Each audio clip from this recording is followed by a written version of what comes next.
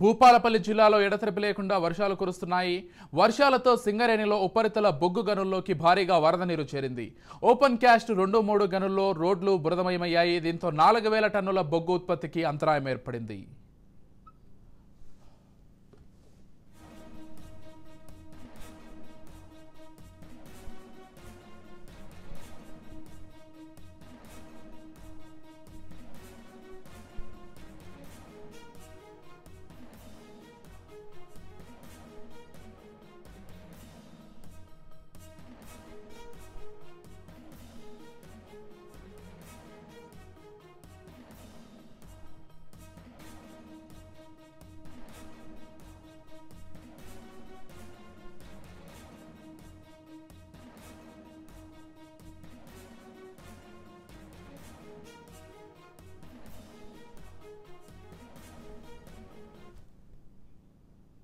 అనంతపురం జిల్లా